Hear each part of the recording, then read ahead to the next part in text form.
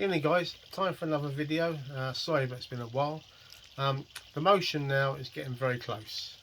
All the components are made except for the eccentric rods, and I've just fitted some dummy eccentric rods just to show you the parts moving.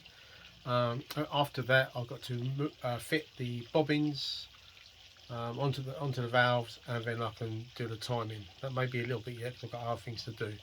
But anyway, I'm going to show you how things are going, so we can look at the model.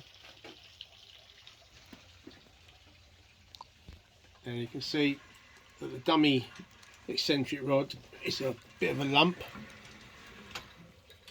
but it's moving. The expansion link is all moving. And if we go in to look at the valves, you can see that they're also moving.